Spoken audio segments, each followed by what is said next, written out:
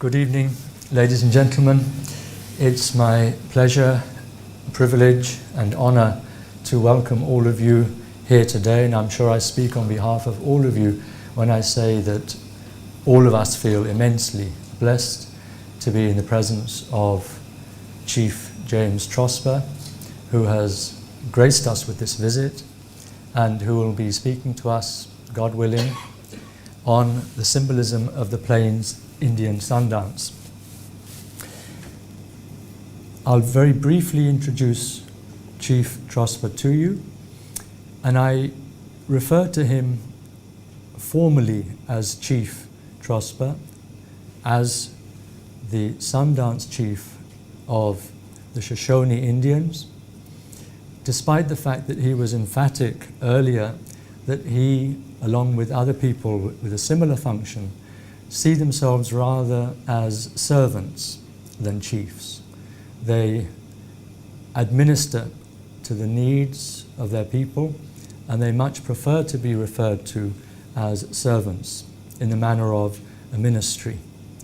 So it's with that caveat that I am referring to Chief James, and I will briefly introduce him, restrict my remarks just to a few moments because we have precisely an hour and 10 minutes from now before we have to leave the hall very promptly.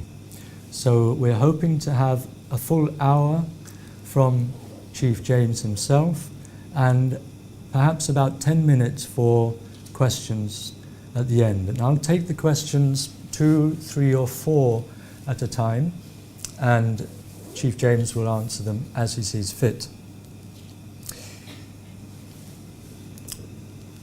Chief James Trosper is the Sundance Chief of the Shoshone tribe, which I'm sure all of you have now heard a great deal of in Wyoming. He is from a long line of Shoshone Sundance chiefs and is a direct descendant of Chief Washakie, the most important Shoshone chief in history. He's deeply involved in developing and promoting programs to preserve the Shoshone language and culture and educational heritage. He's also in part Arapaho. His father is Arapaho and his mother is Shoshone. He's the director of the family services for the Arapaho tribe, the executive director of the Chief Washakie Foundation, and the director of the Grand Teton National Park Foundation. He's also served 2 terms on the Board of Trustees for the University of Wyoming, a position to which he was appointed both by a Republican governor of Wyoming and then by the Democrats. So we were joking earlier that he transcends party politics and also he added tribal politics. I'm looking forward very much to hearing Chief James talk to us from within the tradition of which he is, by the grace of God, an authentic representative. And to be an authentic representative of so rich and deep a tradition as that of the American Indians is something which we are not likely to encounter frequently in our times. Many charlatans, much in the way of counterfeit spirituality of the American Indians is being paraded in our times as new consciousness, new age consciousness, whatever they want to call it. So I'm sure all of you are very grateful to be able to hear about the spiritual values of this great tradition, values that dovetail with our own traditions in a marvelous manner, and which of course we are so much in need of today, whether we are Muslims, Christians, Jews, in a world which is now postmodern, in a world of artificiality where we're in a quest for authenticity, a world of triviality when we are searching for dignity, in a world of commercialism when we're all seeking the sense of the sacred and a proper attitude to our natural environment, which is integrally related to our own quest for virtue and piety. And I just wish to conclude these remarks with a brief bridge, as it were, between my own tradition, that of Islam, and the tradition from which Chief James has come, And that is a verse from the Holy Quran which tells us that we, God, shall show them our signs. The word here is ayat, which is the same word for verses of Scripture. We shall show them our signs around them on the horizons and in their own souls until it become clear to them that it is the truth. And these signs of an inward order and an outward order, the microcosm and the macrocosm, are brought together most beautifully as the revelation given to the American Indians, where the inward virtues are the reflections of the outward beauties of virgin nature, where God speaks through the phenomena of virgin nature outside oneself and speaks to each and every individual within the signs of revelation in their own souls. And on that note, I would just like to welcome formally Chief James and to ask him to take the podium. Thank you very much.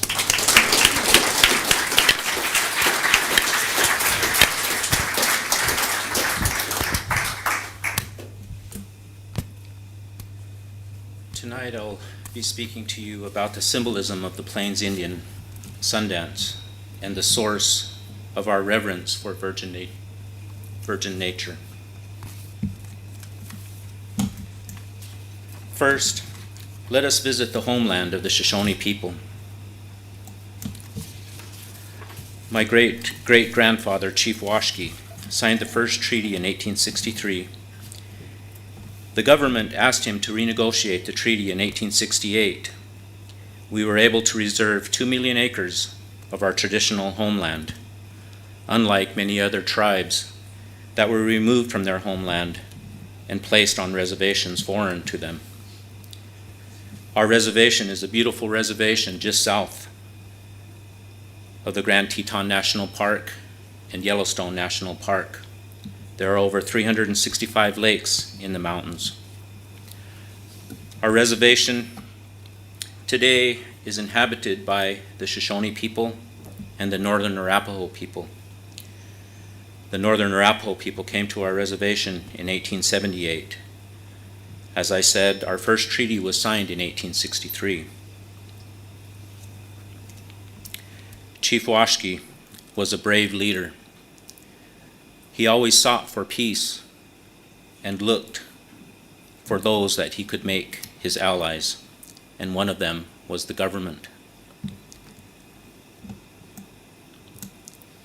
Our first peoples are extremely diverse. In the 1500 AD, between 5 to 10 million Indians lived in North America, the US and Canada. The population density in the continental US is approximately 1 person for every 350 acres. There are over 550 different tribes of American Indians. There are more than 30 major languages, families within hundreds of different dialects. Diversity of our first peoples. Native people are hunter-gatherers with agriculture and aquaculture in fairer climates. Most of our nomadic and semi-nomadic, only sedentary where there is intense agriculture. 9 identifiable regions within and throughout North America. Between 33% and 60% of the daily time needed to provide material needs for most of the year. A life harmonized with nature, punctuated by the intense hardships that nature can impose.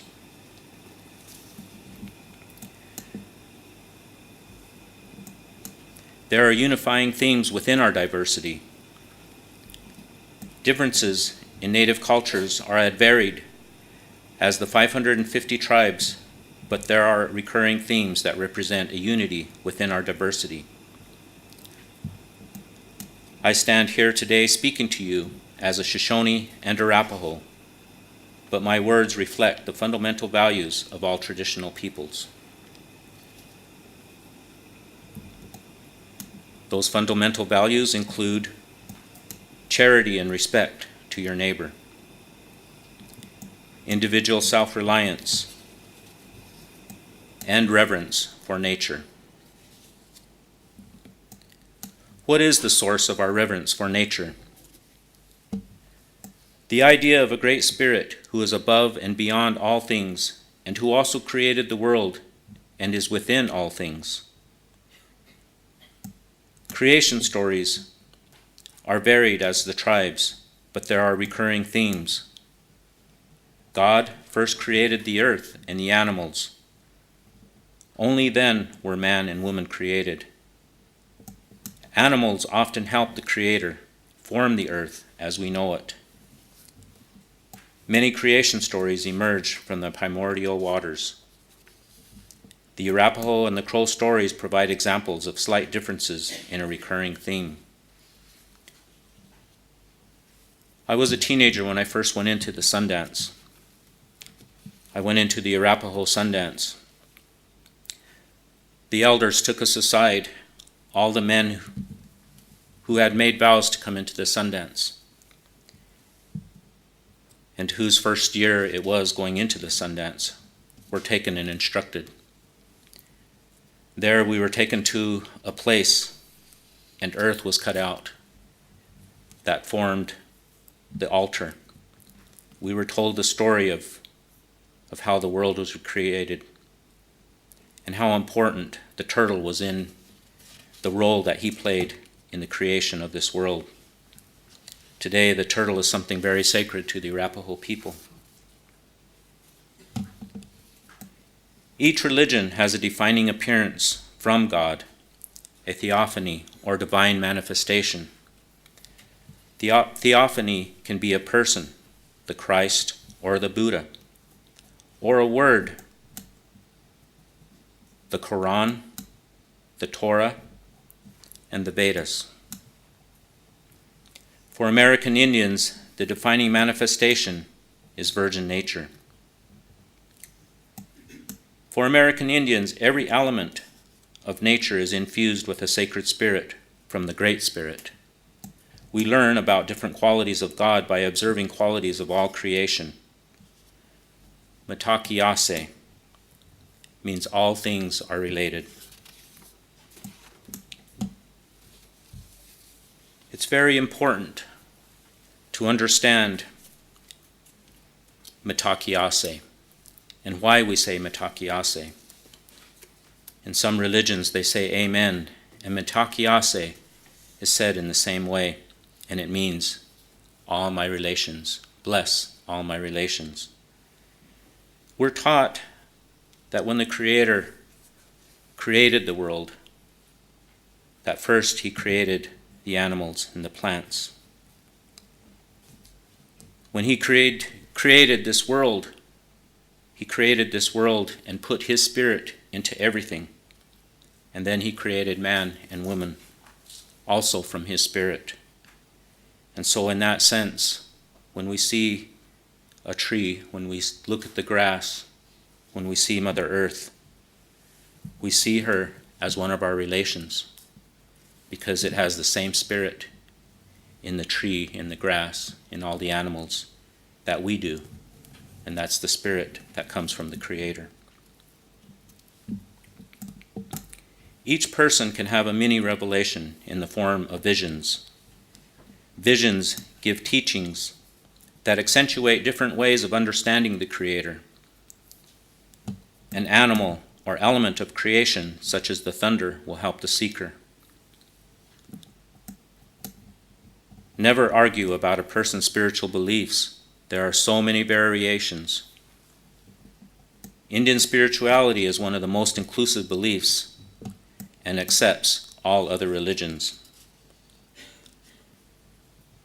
The medicine bundles preserve the animal helper, a reminder of the sacred. Oyesa, Charles Eastman, was born in 1858 and died in 1939. He bridged that world between the traditional Indian way of life and the modern way of life. He was educated by his ancestors and was also educated in a formal college back east and became a medical doctor. He said about daily purification, in the life of the Indian, there was only one inevitable duty, the duty of prayer, the daily recognition of the unseen and eternal. His daily devotions were more necessary to him than daily food. He wakes at daybreak, puts on his moccasins, and steps down to the water's edge. Here, he throws handfuls of clear, cold water into his face, or plunges in bodily. After the bath, he stands erect before the advancing dawn, facing the sun as it dances upon the horizon, and offers his unspoken orison. His mate may precede him or follow him in his devotions, but never accompanies him. Each soul must meet the morning sun, the new sweet earth, and the great silence alone. Charles Eastman, Santee Sioux. Spiritual roles of men and women are equal. Celestial messengers tend to be women.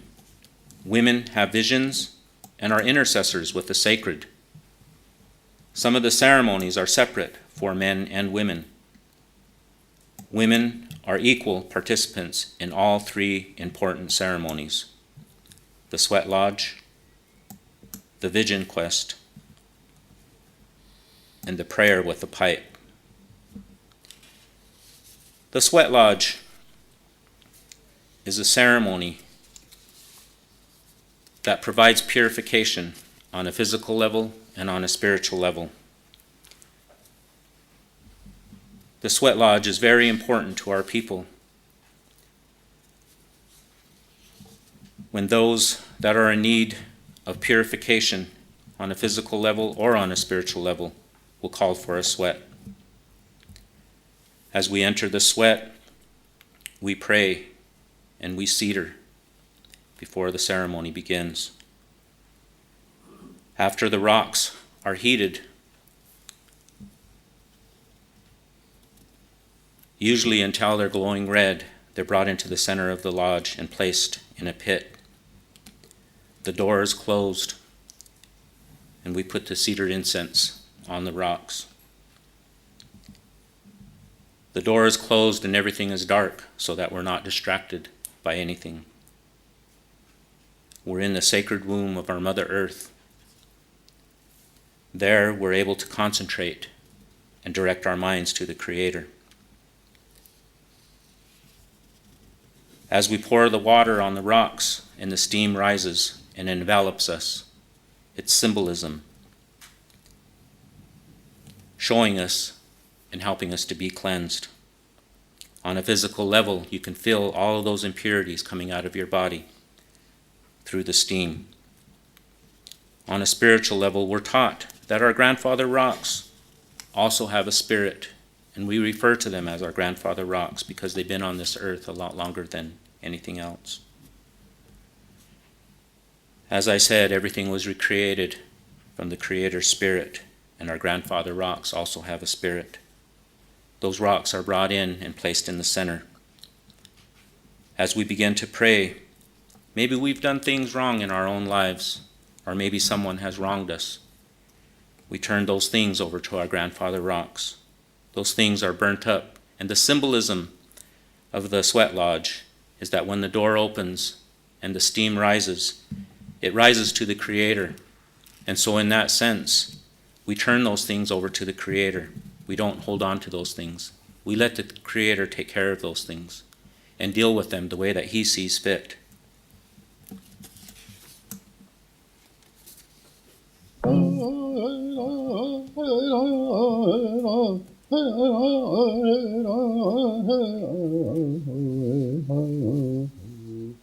We participate in the Sweat Lodge ceremony throughout the year to prepare ourselves for the Sundance. So it is an important part of the Sundance religion. When a person has the proper intention and observes all of the rules, the Sweat Lodge purifies the person not only on the outside, but also throughout his inner being. The Sweat Lodge is called the little brother of the big lodge, the Sundance Lodge. It is similar in construction. You cut 12 small poles from tree saplings and bend them over and tie them together. You should say a prayer before cutting each tree, because the tree has allowed us to use it for our prayer ceremony. I have already spoken about the meaning of the form of the Sundance Lodge, and this meaning is also true for the Sweat Lodge.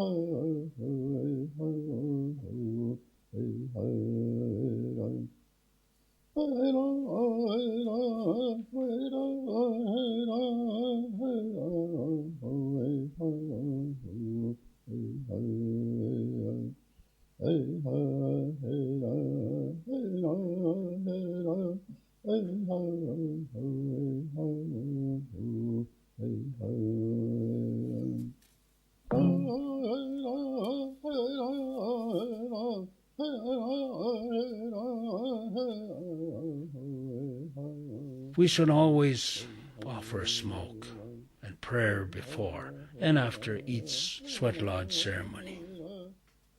We will bring sweet grass, sweet cedar, or sweet sage into the lodge and purify the whole lodge with the smoke before we start.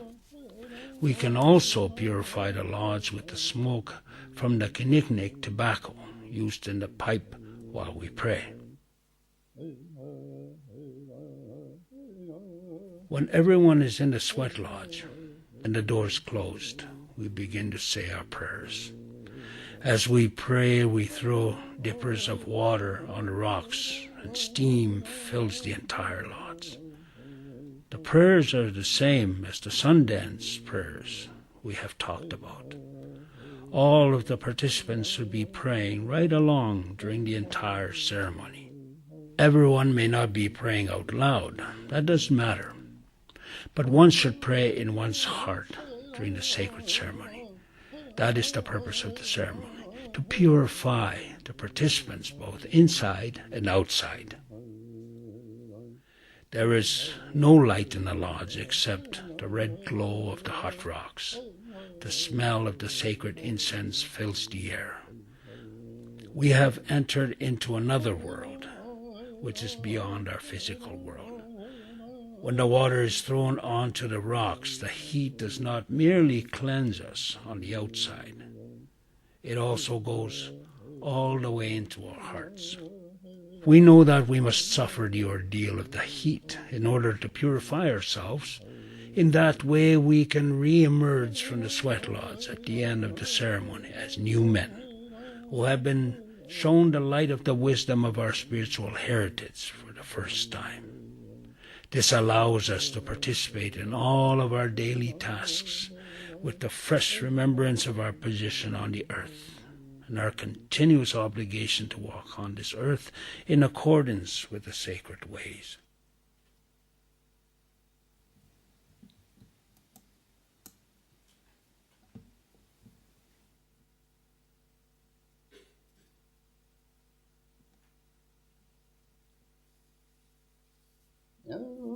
Before a man goes out on a vision quest, he must first consult with a medicine man.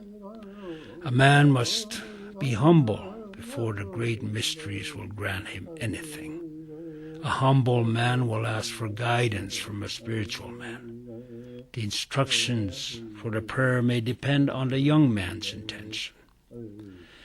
It is very important to undergo a purification before and after every major undertaking.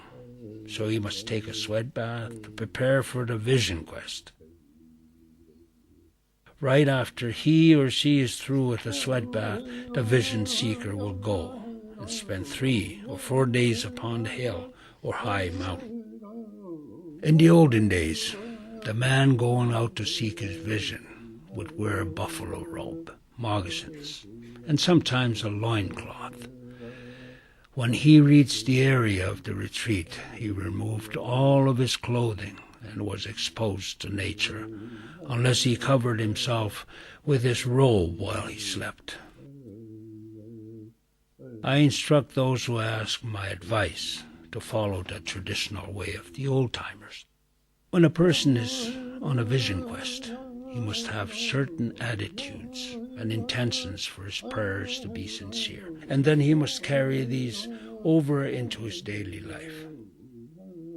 If you participate because you know the purpose of the rites, and you want to express your gratitude and love of the sacred ways, then you may eventually receive a great reward.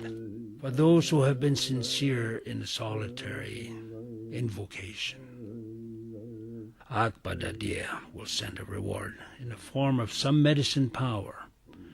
There are many different medicines a person can receive in different ways, different animals, different birds, or one of the powers of the universe. When a person returns to the world after a vision quest, he must take a sweat bath, using sage to purify himself again before he gets back among his people. Then the meaning of the vision must be explained by the medicine man at home.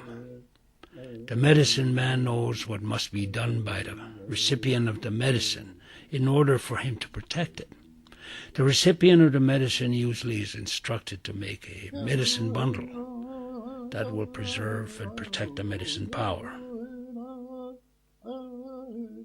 These bundles serve as a constant reminder of the spiritual gifts we have been given and the corresponding attitudes which must always be present in order to safeguard our spiritual blessings.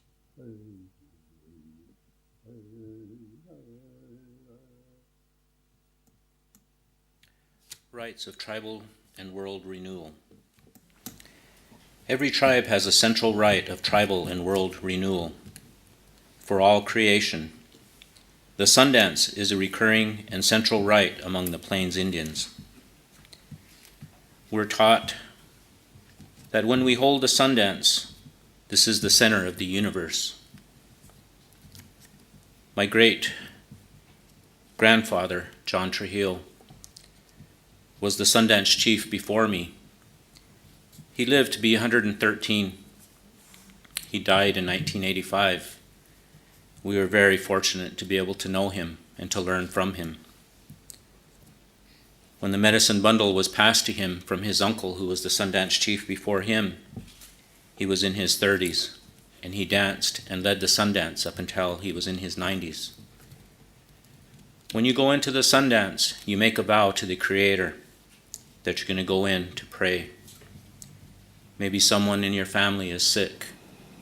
Maybe someone has passed away. Maybe you're going to go in to pray for health. Maybe you're going to go in to pray to give thanks. Whatever the reason is, you make a vow to the Creator that you're going to make that sacrifice. That sacrifice is to go into the Sundance Lodge and to fast for 3 days and 3 nights with no food and no water. And you stay in the lodge for those 3 days. The singing goes on most of the time while you're in the lodge, and so you dance. And through your dance you pray. The first day after you fasted for 1 full day, you feel all the impurities have left your body. It's like you enter a new world, a different realm. And in this world, you become humble. You're able to pray with faith. You're able to see and be thankful for all the simple things in life. Something just as simple and pure as water. You thank the Creator for all the good things that He's blessed us with. And through that humility, you're able to hear and feel His guidance in your life. When you're in the Sundance, it's a hard thing to do. When we leave the lodge, our people recognize us and treat us the same way they would a warrior. Because when you go into the Sundance Lodge, It's a war, a battle within. Your physical self is telling you, I want water, I want food, I want the comforts of home. Your physical body is telling you, I want to leave the lodge, I want to get these things now. The spiritual side is telling you, I want to be closer to the Creator.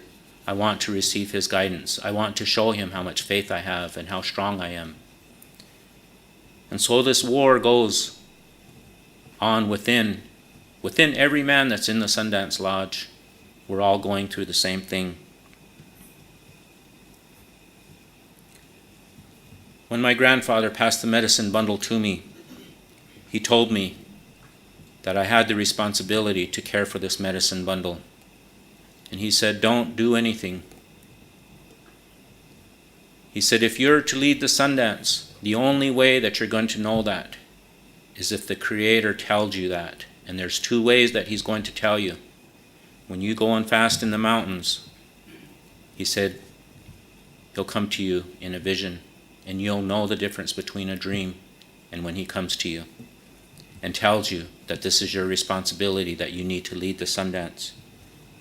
Or he said, He'll choose an animal, and through that animal will bring that message from the Creator to let you know that this is what you're to do. He said, until then, don't lead the Sundance until you have that direction and guidance from the Creator. After the 4th year that I had led the Sundance, this year was the 20th year that I had led the Sundance, and I had danced many years before I became the leader. But this year was the 20th year. After the 4th year, we completed those 4 years, and the place that we had danced was the place that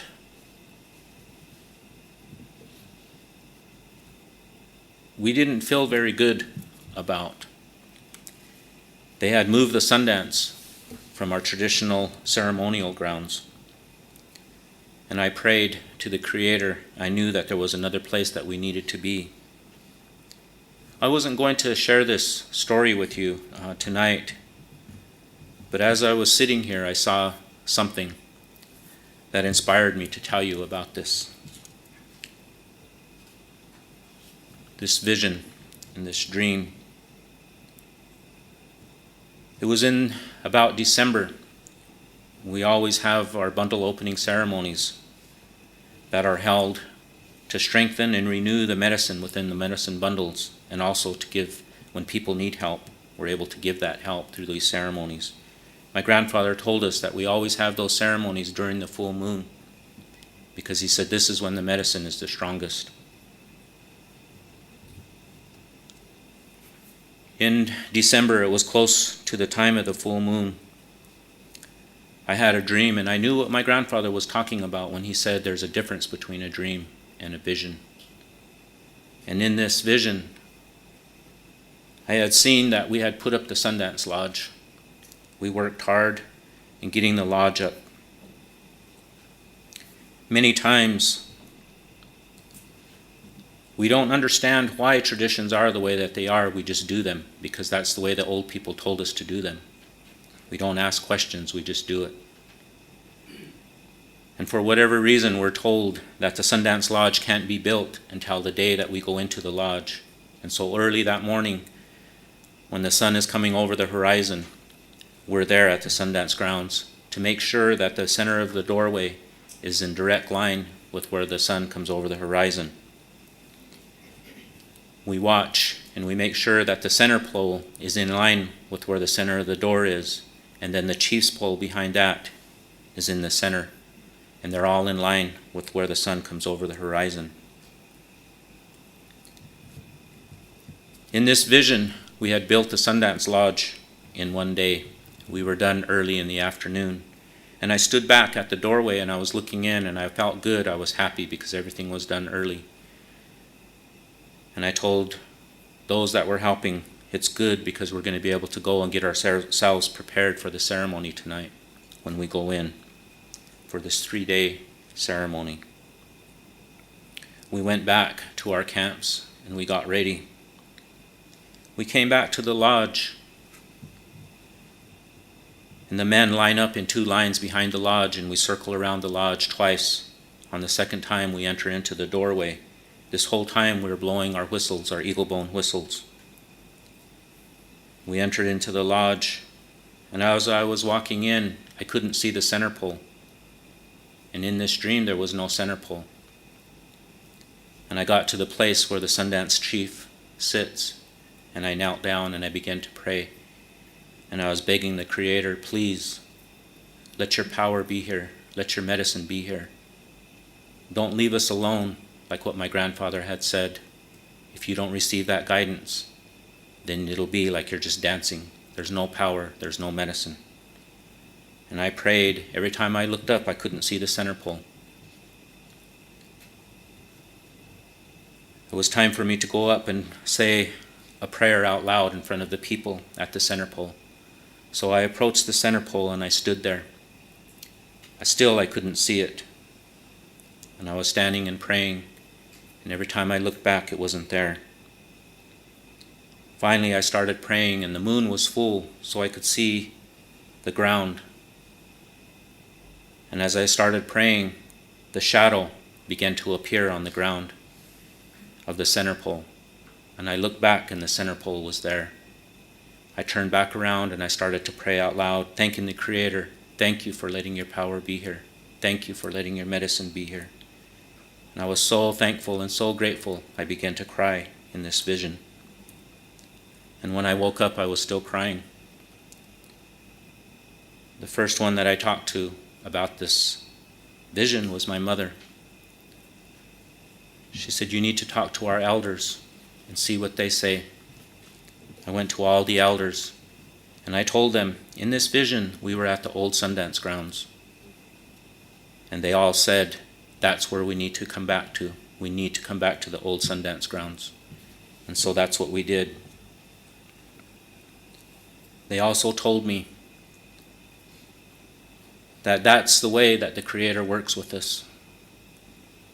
Through these visions, He gives us these messages and lets us know what it is and gives us that guidance.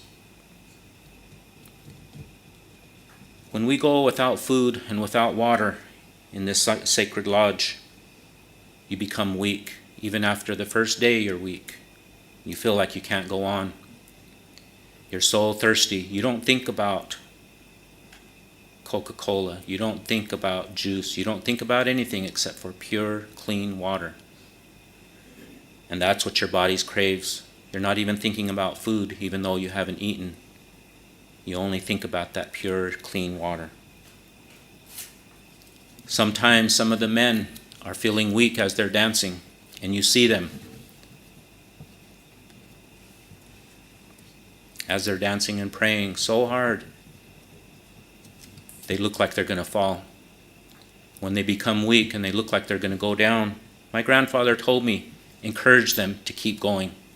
Don't let them stop. And so you encourage them to keep dancing, and they'll keep dancing to the pole, and they'll dance back. And sometimes they'll dance until they go down. He said, when that happens, it's good, because when they go into that vision, the Creator is going to bless them with something good. I've led the Sundance many years, and it's always hard when you see a man that has prayed so hard that he goes down. But it's even harder when it's one of your own relatives. This last year, my mother had 7 children. 6 of us were born within 7 years. And then when the youngest one was getting ready to graduate from high school, she had her last son. His name was Charlie. This last summer, he danced so hard and prayed so hard that he went down and he went into that vision. And I've seen this many times with other men, but when it's your own relative, it's hard to see them pray and have so much faith and so much belief.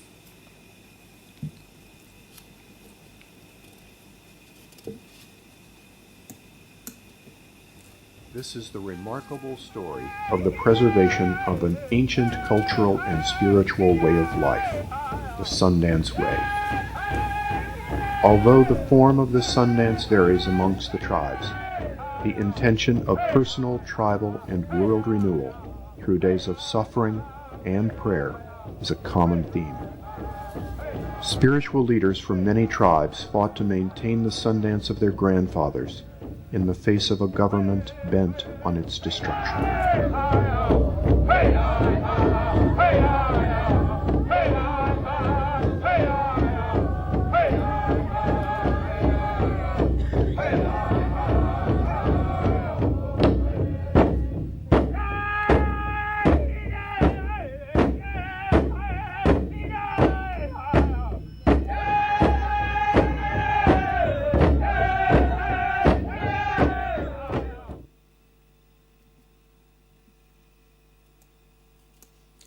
The center pole connects us to all the powers of the universe. The center pole connects us to the Creator.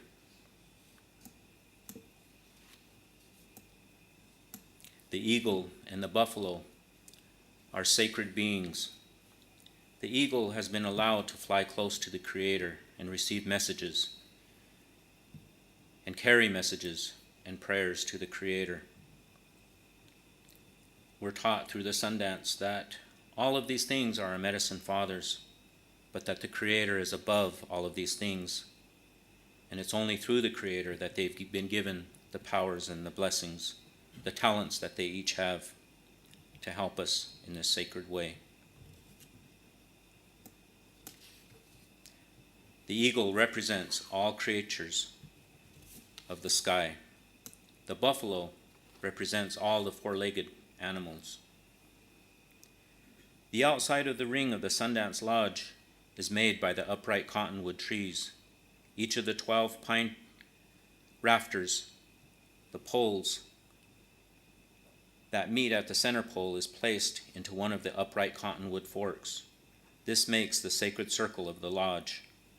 The rafter poles link the sacred circle to the center pole, which is the sacred point where all three worlds are connected: the physical world of the tribe, the spiritual world of our medicine fathers, and the pure world of the Creator.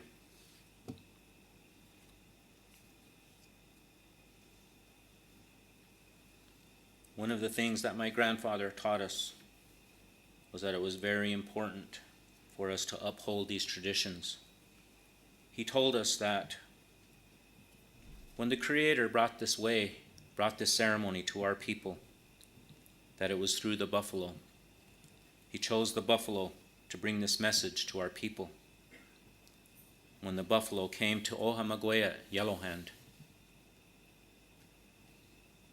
he instructed him and told him about the Sundance Lodge. He told him not to be afraid. He said, "I'm sent here by the Creator." He taught him about the sacred ceremony. My grandfather told us that it was important because during this time that we're praying, that center pole is the sacred center of the universe during that time.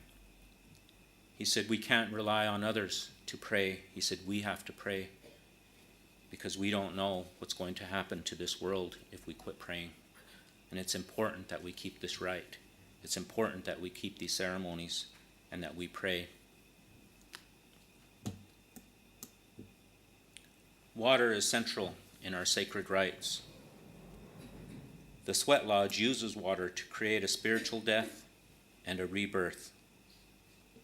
The most intense suffering of the Vision Quest and the Sundance is the absence of water. We close these rites by drinking the sacred water as part of our rebirth. When I talked earlier about how important that water is, and even after just one day without that water, you realize how sacred it is. On the third day, the sacred water is brought to the outside of the lodge, and as the leaders have instructed, the men have gone to a sacred site where the ground comes up out of the water comes up out of the ground, out of the earth, a sacred, pure spring of water. There they get the water and they bring it to the Sundance Lodge. We know the water is out there. And it's part of that war that goes on within every person.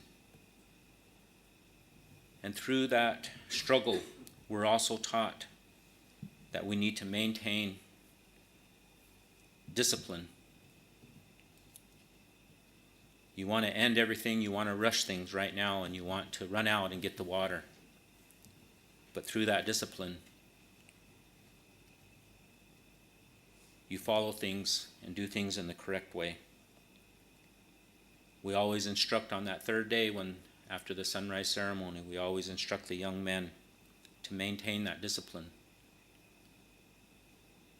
Through these sacred ceremonies, we're able to utilize what we've learned, this war within, throughout our daily lives.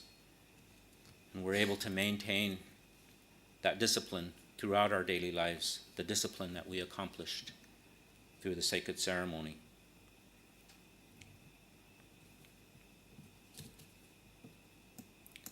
Sacred medicines are returned to the water.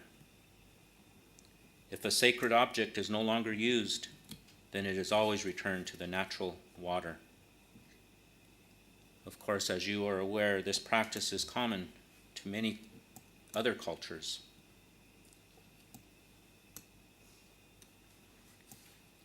The importance of sacred water to the Indian. Our world, our people, emerged from the primordial water. Water provides our daily purification. Water provides the means of spiritual death and rebirth in our sacred rites. And water is the ultimate recipient of our sacred medicine bundles. And of course, pure water is essential for all life.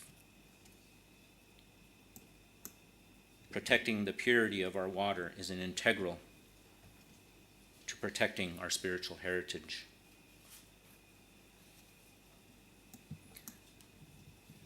The water song is a sacred song that is sung at the conclusion of the Sundance while the water is being blessed.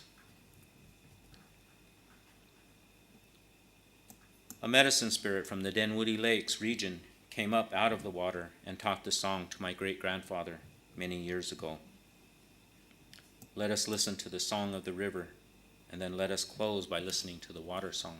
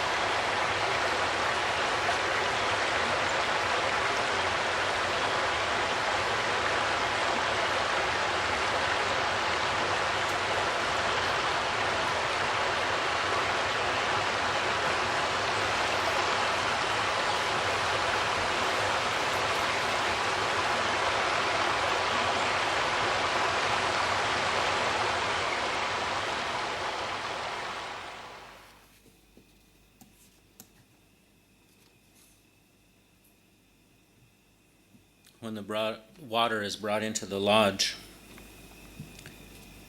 it's a time of gratefulness.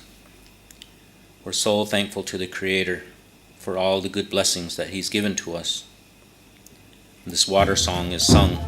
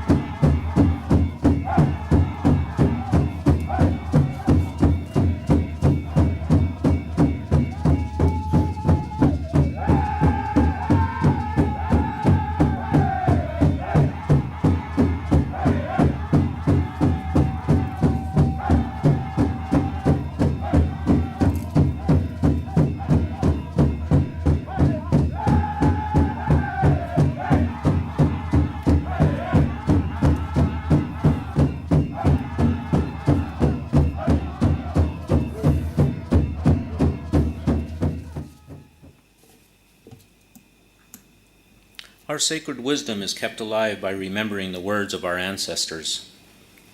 Elders are very important within our tribe and within our way of life. They're the ones that keep that wisdom and that knowledge, and it's through them that we learn these things. They're very sacred and very important to our people. Thomas Yellowtail was a Crow Sundance chief. In 1903, he was born and he died in 1993. Again, I was very fortunate to spend many days with him learning about our Indian ways. His words explain the meaning of the Sundance Lodge and our relationship to the Creator. As we know, this earth is round like a wagon wheel. In a wagon wheel, all the spokes are set into the center. The circle of the wheel is round, and all spokes come from the center. And the center is you, Akabanadia, the maker of all things above. Each spoke can be considered as a different religion of the world, which has been given by you to different people and different races. All of the people of the world are on the rim of the wheel, and they must follow one of the spokes to the center. We all pray to the same God, to you. Help us to see this wisdom. Aho, aho.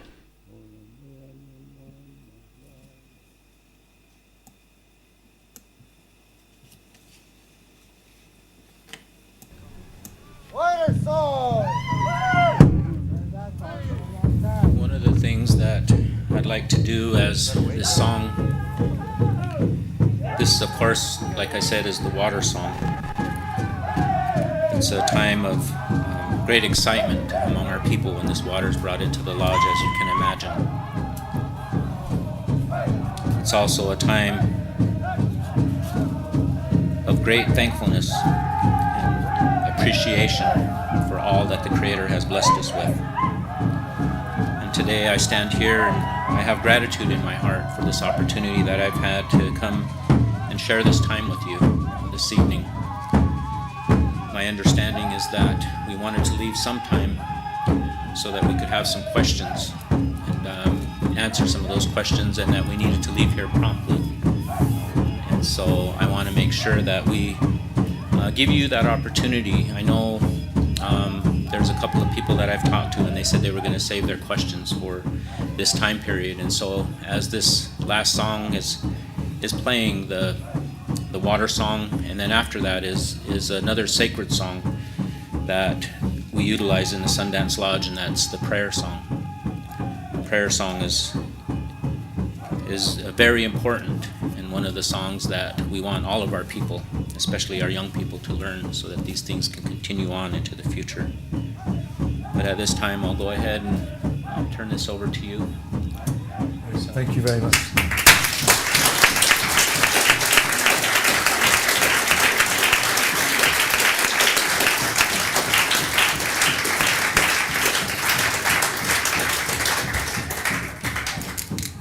We'll take one from the front and about 2 or 3 after this, right? Third row. There's a microphone. It's a marvellous talk, thank you very much. I wonder, has the constituent of the water ever been examined? Mineral content, for example, in that particular area? Thank you. Do we have any other questions? Yeah, back there. Could the chief say something to us in his own language, please? Prayer in own language. Thank you.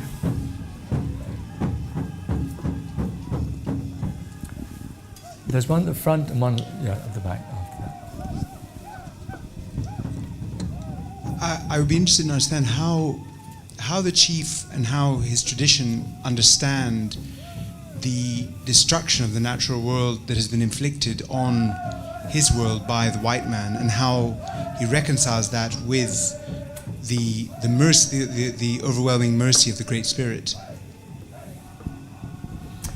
One more question, I think, from Keith at the front, and then we'll pass these four over. Is there a correct way of walking around the Sundance Lodge? Thank you. So we've got those four questions, Chief James. The first, has any analysis been done of the mineral content of the water that's being used? Secondly, could you make a prayer or say something in your own language? Third, how do you understand the destruction wrought to the world of nature by the white man, and how is this to be reconciled with the mercy and generosity of the Great Spirit? And finally, is there a correct way of walking around the Sun Lodge? Thank you for all of those very good questions. And I want to just start by talking about the Sundance Lodge itself and the sacredness of it, and there are many rules, of course, that need to be followed when you're in the presence of the lodge. And we always encourage our people to, when they come there, that this is a place where the Creator is. The center pole, like I said, is the center of the universe, and through that center pole, our prayers are going to the Creator, and the Creator's blessings are coming down through the center pole to each of the dancers that are there praying, to all of those people that have come and prayed there on the outside, to all of the singers that are there that are praying through the songs, and to all of the people who have made a sacrifice. They come to the Sundance grounds and they set up their teepees and set up their camps for that week in preparation and a couple of days after the ceremony is completed. And from there, those prayers and those blessings go out to all of our tribe, to all the other tribes, to all of the people in the world, and to the rest of the universe. So when we're at the Sundance Lodge, we are very mindful that that we are in the presence of the Creator. When my great-grandfather, like I said, he died in 1985, he was 113. And the medicine bundle was passed to him when he was in his 30s. And in the early 1900s, the U.S. government had banned the ceremonies. There were a lot of things done through the boarding schools in trying to basically brainwash the children into thinking that their way was bad and that only the white way was good. But there were also things done through governmental policies, and one of the policies that was handed down was that Native Americans couldn't practice their traditional ways, whether they were spiritual or whether they were social. Their traditional ways could not be practiced, and that meant the powwows. We couldn't hold our ceremonies like the Sundance, the sweat, all of those things. And my grandfather had gone and talked to the superintendent of the agency that oversaw the tribes there in our area, and he told him about the Sundance Lodge and about the sacred ceremony and how it came to our people. And he explained to this superintendent at that time and helped him to understand in ways that the superintendent would be able to understand our lodge and our way. And he knew that this man was a Christian, so he explained to him in those terms that he would understand, and he talked to him about the center pole. He said, the center pole is a mediator between us and the Creator. He said, we pray to the center pole, our prayers go up through the center pole, and the blessings come down through the center pole to each of us. He said, in a way, it's similar and it's like what you call Jesus Christ. He said, that's what the center pole is like to us. And he said, those 12 poles that hold up the lodge are like his helpers. He went through and step by step he explained the similarities between these ways so that he would understand. After he was done explaining, he told him that we were going to be allowed to continue our ceremonies here on this reservation because he understood that it was good and that it helped us to get closer to the Creator. And so we're one of the only reservations that was allowed to continue these prayers. For example, the Crow Sundance that we saw a clip of, they lost their Sundance, and they came to our people and asked that they participate so that they could see how the Sundance was done. And then eventually my grandfather had gone them and taught them their Sundance. But in all of these things,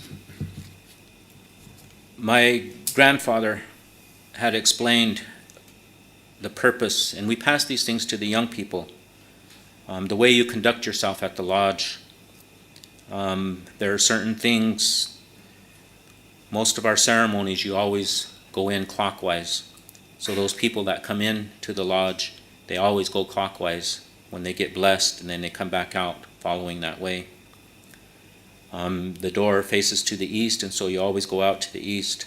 During the time of blessing, nobody's allowed to cross through that area because that power and that medicine comes through that path that I talked about, from where the sun comes over the horizon to the middle of the doorway, to the center pole, to the chief's pole, to the chief's teepee.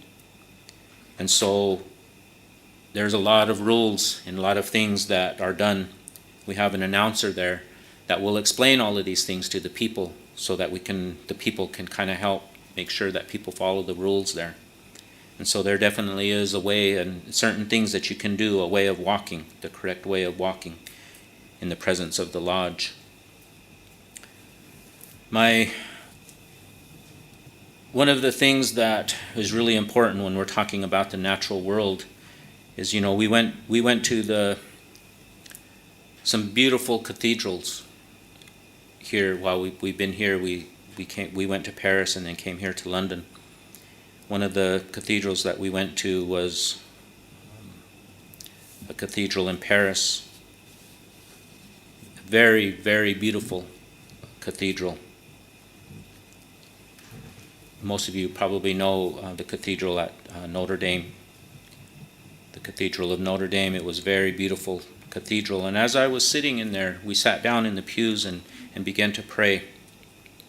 And as I was sitting there, I was thinking about the lodge and how the lodge is erected in one day, and how some of these cathedrals took over 200 years to build. And when we erect the lodge and when we pray, it's nature that's our cathedral. And it's this connection through nature and the creation of nature that God showed how much He cared for us and how much He loved us. And so our cathedral is nature. And it's very important to us that we're able to maintain that nature. We're very fortunate in Wyoming. We have wide open spaces, beautiful places. Yellowstone is in that area, the Teton Mountains, the Wind River Mountains. There's some beautiful places in Wyoming, and we're able to maintain that natural world because it is important to us. When my great-great-grandfather on the other side of our family, Chief Washki, when he signed the treaty, he was able to reserve our traditional homeland. And there on our traditional homeland, he makes sure that the natural world is preserved. All these sacred places. There's oil and gas on our land. And there are some places that are allowed to extract the oil and gas, but there's many places that our leaders have told them they're not allowed because they're sacred. And so it's very important that we maintain that. There's strict rules and strict guides that our people have put in place.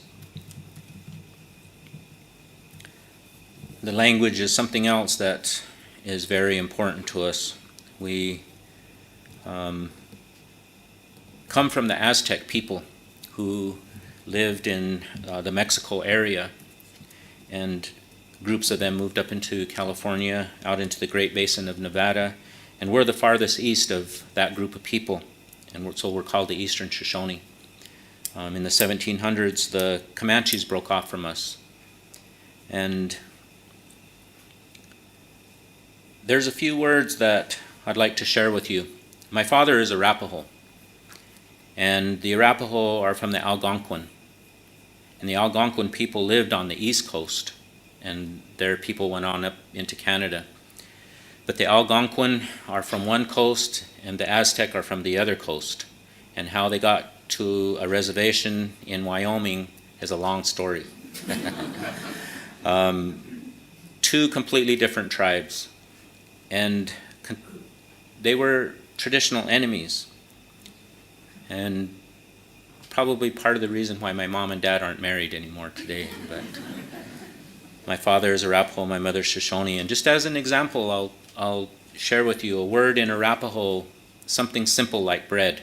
If you were to say an Arapaho, in Arapaho you said bread, you would say judge.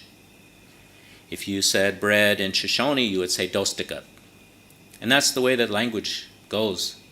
Judge and dostigup aren't close at all. There is no way that if I said dostigup that somebody would say, oh, that's bread, if that wasn't Arapaho. They couldn't even make that connection, and so they're very different languages. Dama apa namashuntaya ba. These are words that are from the Aztec, the Uto-Aztecian linguistic stock. When children were removed from their homes, they were taken to boarding schools on our reservations, basically treated like prisoners. They were taken to these boarding schools and they were told that they couldn't speak the language. They were told that they couldn't practice our Indian ways. They were told that being Indian was bad. But luckily, my grandmother, when she was in the boarding school, she continued to speak our language. She talked to my mother.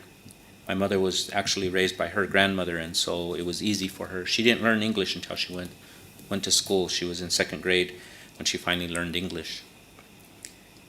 But today, our languages are at risk of being lost because there are so many people that don't speak the language today. And so I'm glad that you asked about that, about the language, because it is very important to us. We have 5 minutes. A couple of minutes, maybe just another 2 questions perhaps. Yeah, the hand's gone up over there.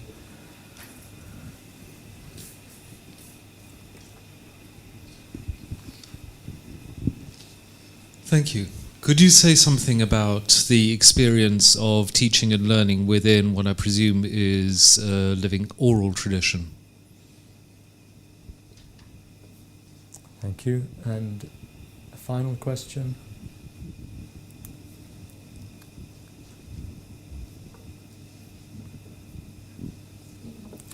There's one over there. Does your tribe have a prophecy for what's going to happen in future in the United States? And is there going to be a kind of uprising of the American Indian people?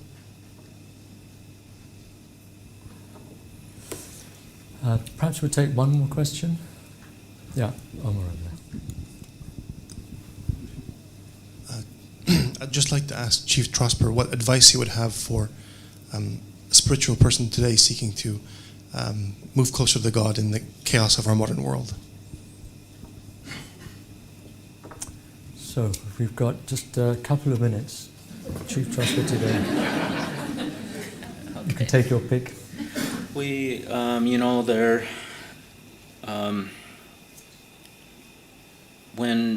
when we're in the Sundance Lodge, of course things are pretty hectic and pretty chaotic, and as we, have gone through this experience of fasting with no water and no food for 3 days and 3 nights, one of the things that we learn is how important it is when we look at the example and the lessons that we can learn about the battle that happens within each of us. It doesn't just happen in the Sundance Lodge, it happens to each and every one of us every single day. We have that battle within us.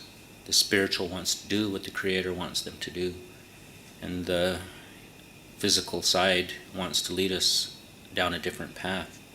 And so this battle within happens within each of us every day. And it's very important. As we complete the Sundance, we're able to see that we can accomplish, that we do have the ability to stay close to the Creator, and that we are stronger than the physical self, and that we're able to overcome those things that would lead us down the wrong path. And so I think for me, being able to apply those things, and we encourage that within our tribe, within the young men and all of those that have made those vows that came into the Sundance. And in fact, I shouldn't say the young men, because this year we've had young men go in as young as 11. We had a Sundancer this last summer that was 15. The youngest one was 15, and the oldest one was in his 70s. And so I shouldn't refer to them as young men, but you would think that only young men could accomplish this. But we do have a lot of older men that go in with us and pray in that way. But I would say that is something that needs to be applied in our daily lives, is that lesson that we learn within the lodge. As far as prophecies go, there are many prophecies that talk about the importance of how things are going to be in the last days. And we are told that one of the things that my great-grandmother had, when she raised my mother, and she had told my mother, she said, our people were already where society is getting to today. She said our people were already doing brain surgeries. She said there's evidence of that. She said they knew about the star, about astronomy. She said they knew about all of these things. She said, and then when this disease came through and wiped out our people, only a few people were left. We tried to recover from that.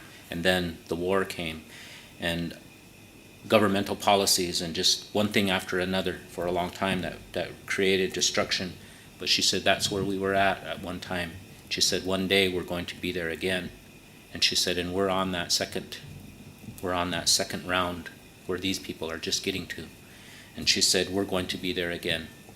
And there are a lot of prophecies that are passed down within the tribe.